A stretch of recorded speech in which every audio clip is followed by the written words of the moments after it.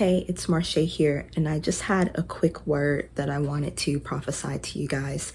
So I've been hearing the Spirit of the Lord speak on discernment. I heard the Spirit of the Lord say, hunger is increasing.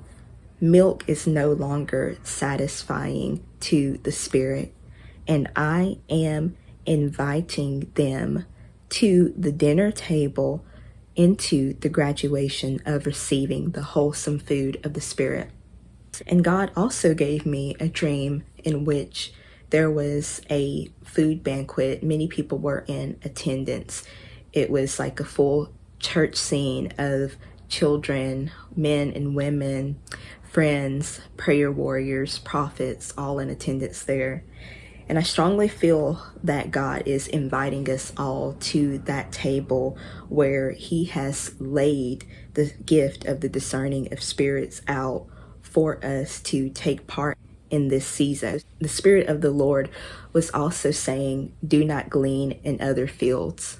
He said that you step foot in the field as if you were the stranger, orphans, or widows, but now my righteousness has brought you a covenant of faithfulness. Typically, the people who were gleaning in the fields were the orphans and were the widows. They were the poor people, the ones who were needy, and they went into the fields after the reapers had already paved the way and made things ready.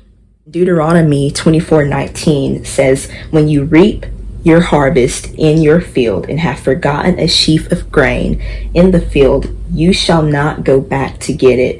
It shall be for the stranger, for the orphan, and for the widow, so that the Lord your God may bless you in all the work of your hands.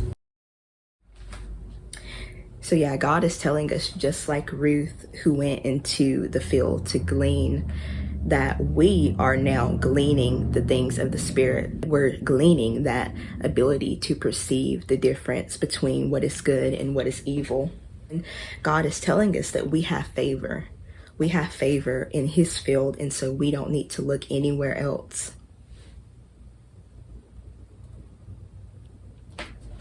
And He dropped in my spirit Ruth chapter 2, verse 2, which says, and Ruth the Moabitess said to Naomi, please let me go to the field and glean among the ears of grain after one of the reapers, in whose sight I may find favor. Naomi said to her, go, my daughter. And then the reaction of Boaz in verse 8 was, then Boaz said to Ruth, listen carefully, my daughter. Do not go to glean in another field or leave this one, but stay here close by my maids.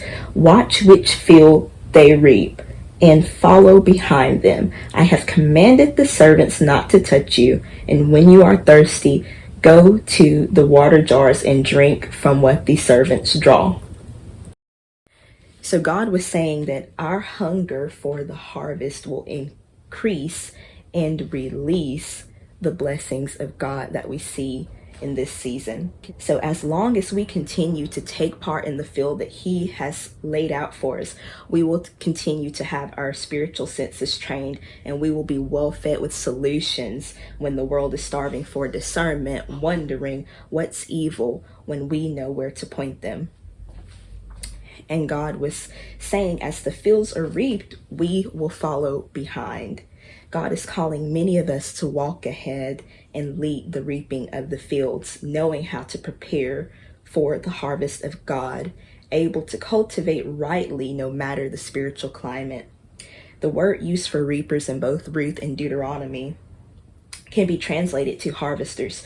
So the harvesters are going forward in the field, and others are able to gleaning to pick up, to collect. I believe that the prophets are among those who are going ahead, that they are harvesters that God is sending to the forefront and know how to separate the wheat from the tare, the grain from the weeds, and what to do with them. Because post the death and resurrection of Christ, there has been a spirit of discernment available for all of us. Yet it's now more than ever, we're being driven by a God-given desire to really take hold of that spirit of discernment and walk in it. And the last scripture I'd like to leave you guys with is Matthew 13:30. Let both grow together until the harvest. At that time, I will tell the harvesters, first collect the weeds and tie them in bundles to be burned. Then gather the wheat and bring it into my barn. That's all, guys. Talk to you soon. Bye.